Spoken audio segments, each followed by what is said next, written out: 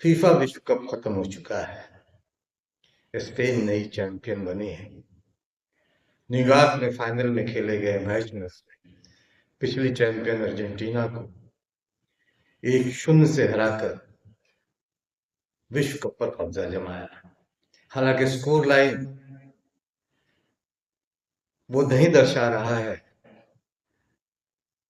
जिसमें स्पेन का दबदबा रहा है।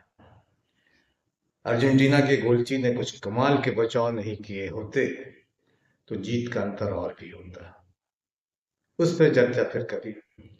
अभी तो चर्चा यही कि जश्न की रात खत्म हो गई। एक टीम चैंपियन बन गई है और महीनों तक चला एक सब एक उत्साह खत्म हो गया है।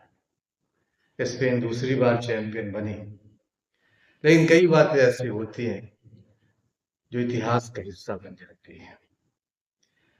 विश्व कप में सिर्फ विश्व कप नहीं जीता जाता है, बल्कि कई व्यक्तिगत उपलब्धियां भी हासिल होती हैं और वो व्यक्तिगत उपलब्धियां बाद में इतिहास का हिस्सा बन जाती है। अर्जेंटीना का लगातार दूसरी बार चैंपियन बनने का सपना टूटा। मेसी का सपना टूटा और एक दूसरी बार 16 साल के बाद स्पेन चैंपियन बनी। और उस रात न्यूयॉर्क के उस स्टेडियम में शायद दूसरे तरह की वो रात थी। आखिरी सीटी बजी, स्टेडियम की सांसें जैसे थम सी गई। एक नए चैंपियन का उदय हुआ और फिर धीरे धीरे स्टेडियम सामान्य हुआ। शोरगुल जारी था, उत्साह का माहौल था। पूरे स्टेडियम में लाल और पीले झंडे हर तरफ लहरा रहे थे। और लेकिन दूसरी तरफ आसमानी और सफेद रंग के झंडे कहीं चुपके से कहीं पड़े हुए, यानी पीले और लाल रंग के झंडे जहां उत्साह से आसमान से बातें कर रहे थे, तो सफेद और नीले रंग के जो झंडे थे या नीला रंग था, वो अपने टूटे हुए सपनों की किरचियों को समेट रहा था। उनकी आंखों में जो सपने थे वो टूटे थे, समर्थकों के, खिलाड़ियों के, और वो उन सपनों के किरचियों को, टूटी किरचियों को समेटने में लगे हुए थे। स्पेन दूसरी बार दुनिया का बादशाह बन चुका था फुटबॉल में। अर्जेंटीना की हसरत अधूरी रह गई, नहीं पूरी हुई। लेकिन फुटबॉल की दुनिया का सबसे खूबसूरत सच यही है कि विश्व कप की कहानी सिर्फ ट्रॉफी जीतने या उसे उठाने भर की नहीं होती है, या इसी के साथ कप जीतने के साथ ही कहानी खत्म नहीं होती, बल्कि कई कहानियां और शुरू हो जाती है। एक कहानी जहां खत्म होती है, कई कहानियां वहीं से शुरू हो जाती है। असल असल में इसके बाद फिर इतिहास के पन्ने खुलते हैं धीरे धीरे, या नया इतिहास लिखा जाता है। इतिहास की एक दूसरी किताब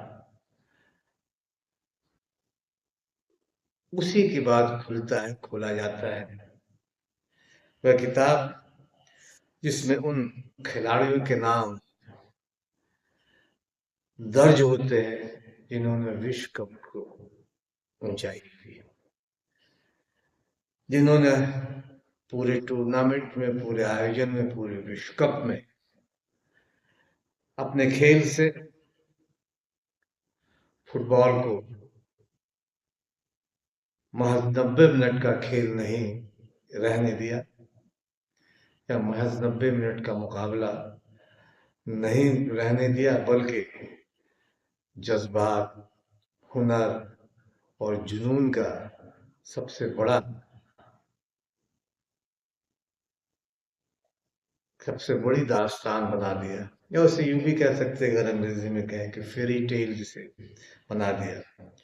विश्व कप की ट्रॉफी सिर्फ एक देश की होती है, लेकिन golden boot, golden goal, golden गेंद, गोल्डन ग्लव, या फिर यंग प्लेयर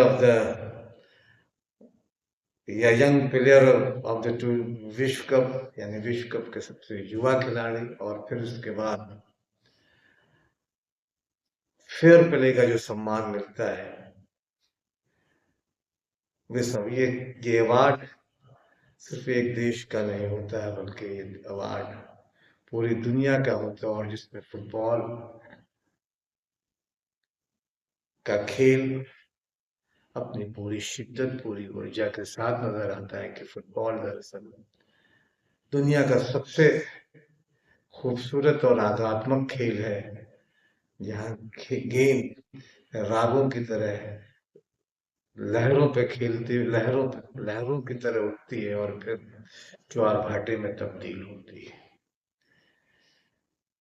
इन्हें और इन सम्मान को पाने वाला, इन पुरस्कारों को जीतने वाला खिलाड़ी सिर्फ अपने देश का नहीं रहता, तो फुटबॉल के इतिहास का हिस्सा बन जाता है। यही वजह है कि कई बार लोग ये भूल जाते हैं कि किसी विश्व कप का किसी विश्व कप का फाइनल किसने जीता था। बहुतों को याद नहीं होगा कि आज से 20, 25, 30 साल पहले किस टीम को हराकर कौन सी टीम चैंपियन बनी। तो इतिहास के पन्ने को पलटेंगे या गूगल बाबा को सर्च करेंगे तब पता चलेगा। लेकिन बहुतों को ये याद होगा कि गोल्डन बूट किसे मिला, गोल्डन बॉल किसे मिला, गोल्डन ग्लव किस खिलाड़ी को मिला। इस तरह की चीजें याद रह जाती है।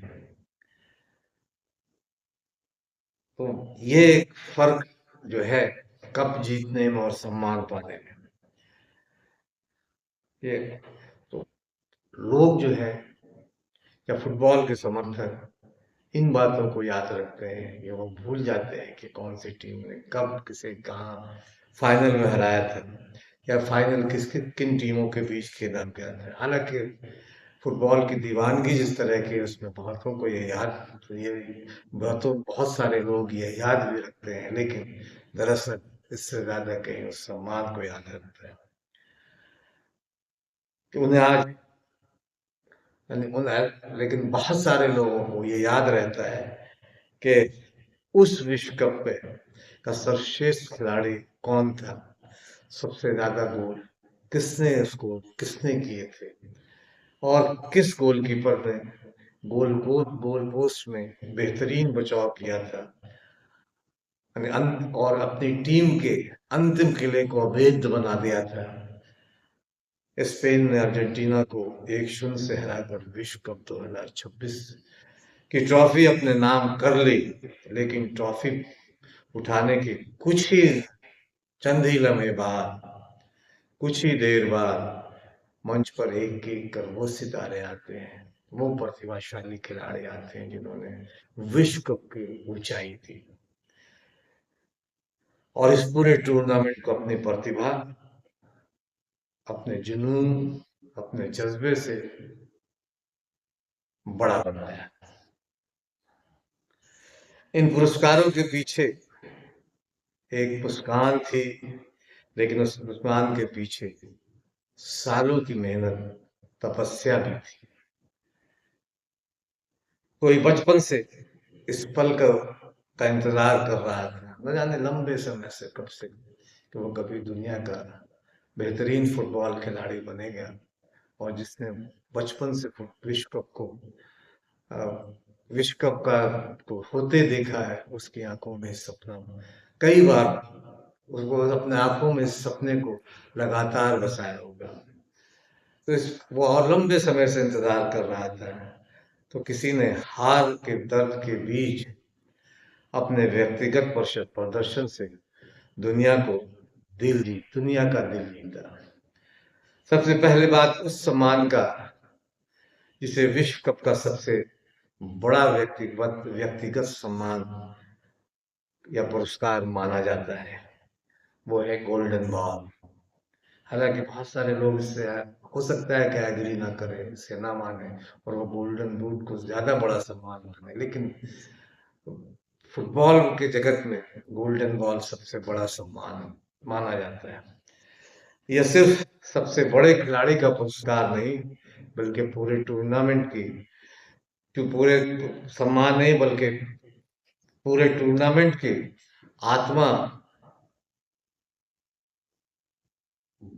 पूरे टूर्नामेंट की आत्मा या रूह, जो जो पूरे टूर्नामेंट की एक तरह से केंद्र है, एक तरह से धुरी है, बनाने वाले खिलाड़ी का सम्मान है, जिसने खेल को सबसे ज्यादा प्रभावित किया, जिसने अपनी टीम की धड़कनों की रफ्तार तय की और जिसने निर्णायक मैचों पर पूरी दुनिया को अपनी तरफ देखने पर मजबूर कर दिया। इस बार यह सम्मान स्पेन के कप्तान रोड्री के हिस्से आया। स्पेन के मिडफील्डर ने कमाल का प्रदर्शन किया। मिडफील्ड में उनकी मौजूदगी किसी कहा जा सकता है कि किसी संगीत निर्देशक या किसी बाजीगर की तरह थी, जिसके इशारे पर पूरी टीम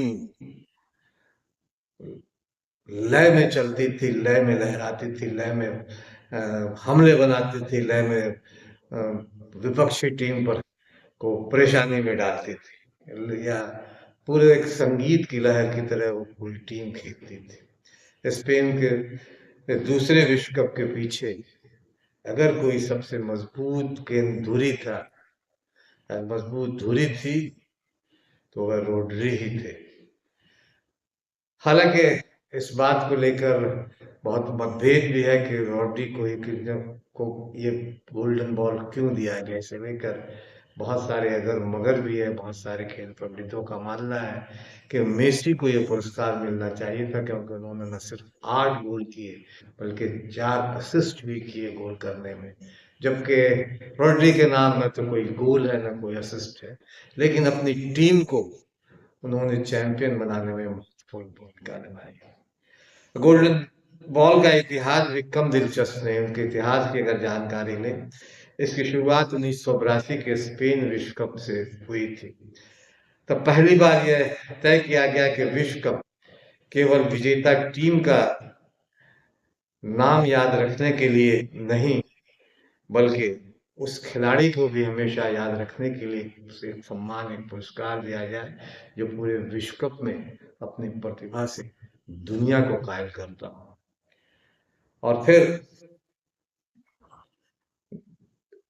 पहला सम्मान जो है, पहला गोल्डन बॉल इटली के पाओलो रॉसी को मिला और 1986 माराडोना के नाम, डियोगो माराडोना, जिन्होंने अपने चमत्कृत प्रदर्शन से दुनिया को अपना दीवाना बना डाला था।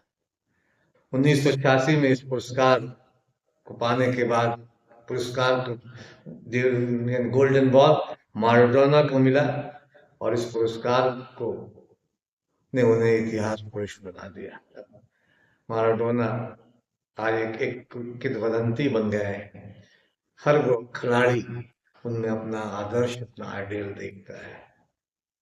फिर इसके बाद ये पुरस्कार Romario, Ronaldo, Oliver Kahn, Zinedine Zidane, Diego Forlan, Luka Modric और लुका मॉड्रिच को मिला, और हर नाम अपने दौर का सबसे हर और ये जितने भी ये खिलाड़ी हैं जिन्हें ये गोल्डन मिला, अपने दौर के बेहतरीन खिलाड़ियों में शुमार होते हैं। हालांकि सूची में सबसे ऊपर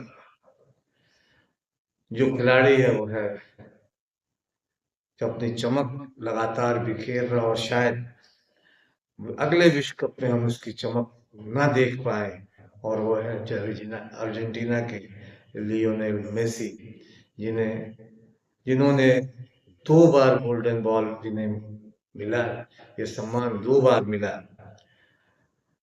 मेसी अकेले ऐसे खिलाड़ी हैं जिन्हें गोल्डन बॉल 2 बार जीतकर यह साबित किया कि महानता कभी किसी एक पल का मोहताज नहीं होती। विश्व कप फुटबॉल के किस्से में आज बस इतना ही। अगली वीडियो में हम बात करेंगे golden glove, golden boot, young player और फेयर प्ले किस टीम को मिला।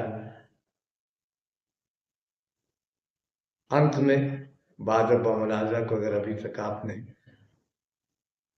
सब्सक्राइब नहीं किया है तो इसे सब्सक्राइब करें, लाइक करें और ज़्यादा से ज़्यादा शेयर करें, ताकि खेलों से जुड़े किस्से, कहानी, रिकॉर्ड आप तक ज़्यादा से ज़्यादा पहुँचे।